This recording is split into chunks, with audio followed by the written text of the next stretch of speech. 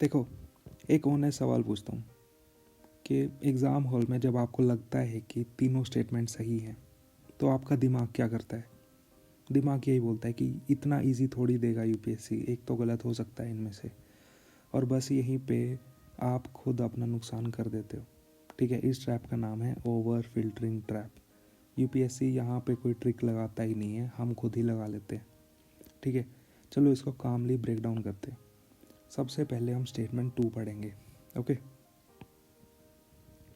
Heat absorbed and trapped by the atmosphere maintain average temperature, ये बोल रहा है स्टेटमेंट 2। और ये है ग्रीन हाउस इफेक्ट का बेसिक कॉन्सेप्ट, जो कि क्लियरली करेक्ट है। ओके, ये इतना हम सब पढ़ के जाते हैं और हम इसको क्लियरली टिक कर सकते हैं कि हाँ ये ठीक है। अब statement 3, atmospheres gases like carbon dioxide are particularly good at absorbing and trapping radiation, ये भी ग्रीन हाउस गैसेस का स्टैंडर्ड कॉन्सेप्ट है। ठीक है, इसको भी हम सही मार्क करेंगे, क्लियरली करेक्ट है। अब आती है स्टेटमेंट 1, और यहाँ पे क्या बोल रहा है, without the atmosphere temperature would be well below freezing point everywhere on the earth surface. यहाँ पे ना हमें एक वर्ड दिख गया, एवरीवेयर।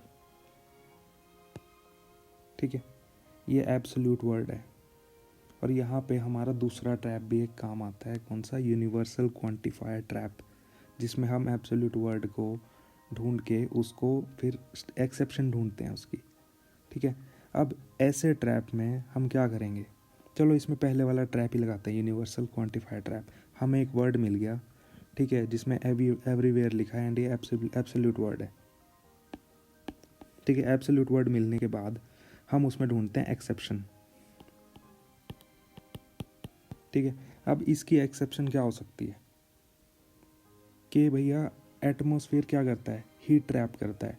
अगर एटमॉस्फेयर ही नहीं होगा तो अर्थ जो है हीट रिटेन नहीं कर पाएगी। मून का एग्जांपल लो, वहाँ एटमॉस्फेयर नहीं है, टेम्परेचर एक्सट्रीम ड्रॉप करता है। ठीक है, तो ये स्टेटमेंट ब्रॉडली करेक्ट हुआ। इसकी एक्सेप्शन हमें मिल ही नहीं सकती। ऐसा नहीं होगा कि टेम्परेचर, अगर एटमॉस्फेयर नहीं होगा तो इंडिया में गर्मी होगी, यूएस में सर्दी होगी, यहाँ वहाँ पे टेम्परेचर गिरेगा, यहाँ पे नहीं गिरेगा। कोई भी धरती का ऐसा पॉइंट एक्सेप्शन बनाता ही नहीं। ओके, अगर हमें एक्सेप्शन नहीं मिली एब्सोल्यूट वर्ड में, तो फिर हमें अपना बेसिक नॉलेज लगाना है उसको सॉल्व करने के लिए। ठीक है, हमें देखना है कि एटमॉस्फेयर एक्चुअली में करता क्या है, हीट ट्रैप करता है। ओके, अगर एटमॉस्फेयर नहीं होगा तो टेम्परेचर हो ही जाएगा फ्रीजिंग पॉइंट के नीचे। ओके, तो ऐसे केस में हम इसको राइट मार्क करते हैं। ओके, अब हमने सेकंड और थर्ड स्टेटमेंट को देख लिया कि ये दोनों ठीक हैं, तो उसी टाइम दो ऑप्शन को आप एलिमिनेट कर दो। ठीक है, बचे आप दो ऑप्शन के साथ। अब इन दोनों में से एक राइट आंसर है, और अगर आपने बेसिक नॉलेज लगा के, ठीक है, और एब्सोल्यूट स्टेटमेंट की एक्सेप्शन अगर आपको नहीं मिली, उसके बाद नॉलेज लगा के ये ठीक कर दिया, तो आप करेक्ट आंसर पे पहुंच जाओगे, जो कि है सी। ठीक है, अब प्रॉब्लम कहाँ पे आती है, एस्पिरेंट सोचता है स्टेटमेंट 1 में एवरीवेयर लिखा है, रिस्की है, इसको एलिमिनेट कर देते हैं, मतलब वो ओवर फिल्टरिंग कर रहा है उधर। ठीक है, जबकि यूपीएससी का इंटेंशन सिंपल था कि तीनों स्टेटमेंट कॉन्सेप्चुअली करेक्ट हैं।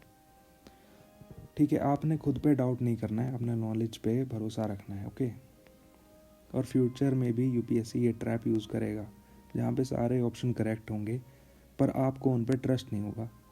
ठीक है, अगर आपको हर स्टेटमेंट इंडिविजुअली करेक्ट लग रहा है और उसकी कोई कॉन्ट्राडिक्शन नहीं है, तो ओवर थिंकिंग बंद करो सबसे पहले, और ये रूल लगाओ, एब्सोल्यूट वर्ड अगर आपको मिल गया तो उसकी एक्सेप्शन ढूंढो।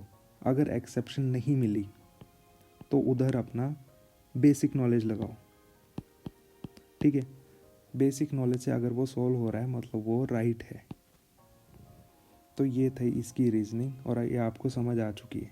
ओके, और मैं आपको बोलता हूँ कि जो यूनिवर्सल क्वांटिफायर ट्रैप है, एक ही पेपर में काफ़ी बार यूज़ होता है, और दूसरे ट्रैप्स में भी वो यूज़ होता है, जैसे कि इस ट्रैप में। तो प्लीज़ उसकी वीडियो आप जाके देखिए। Thank you so much.